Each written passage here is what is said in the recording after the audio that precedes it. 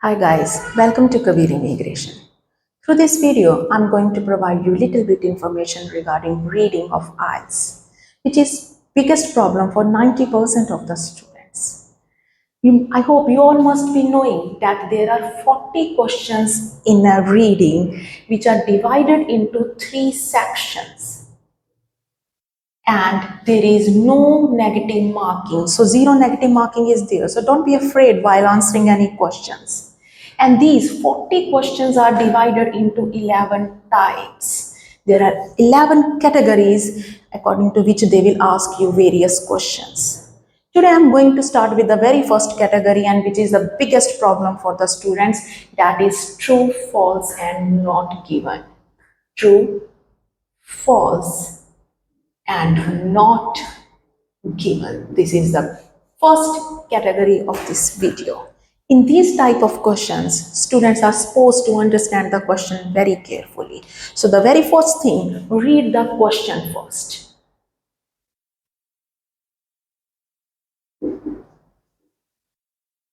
But not an overview of the question.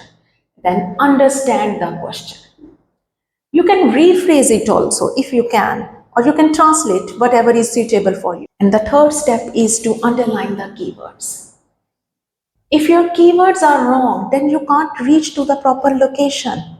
So please understand the question properly and underline the keywords which are accurate. Then start the passage. When you reach to the location, that single line in which your keywords are there, again understand the line. There is no need to understand the whole passage, not at all, but understand the line in which you got the keyword. By rephrasing it or by translating it, that depends upon you. After that, pick the answer. Even after knowing all these steps, some students face problem in finding the answer. They get confused. They say, ma'am, I know the answer was false, but I thought it should be not given.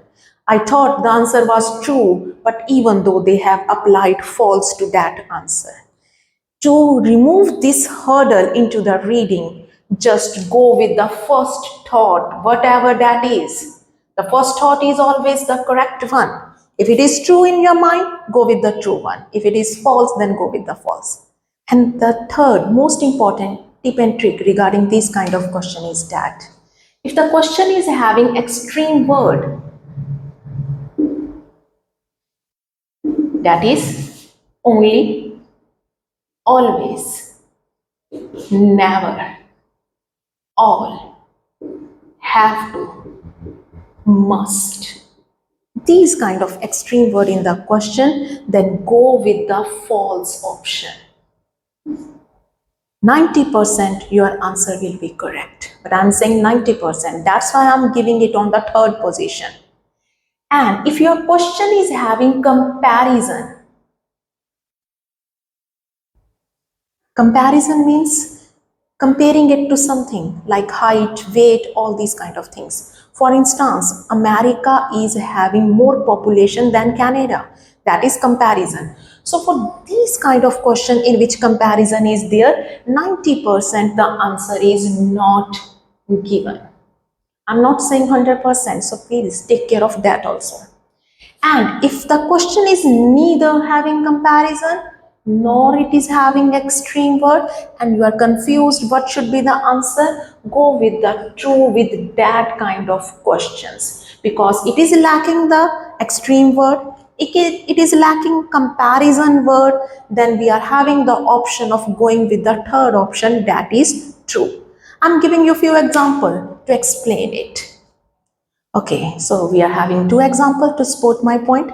The very first one is saying children only accept opinions on the rainforest that they encounter in their classroom. Through the passage, I will come to the location and I will answer. But still, if I am having a little bit confusion, then here one extreme word is there, and that is only. And if I have to give the fluke, I have to answer it by fluke, then I will go with the false option, because this question is having extreme word, that is only.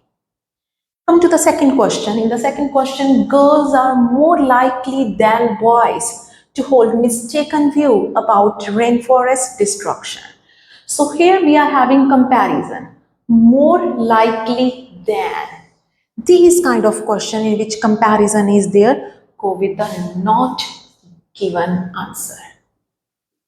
90% your fluke will be correct. But still, I recommend read the question carefully, understand the question carefully, and then go to the passage from the keyword, understand the line to answer it correctly with 100%. I make it sure, but I can help you without that also by giving the flukes. So that's all about today's lecture. That is true, false, and not given. I will come back with another video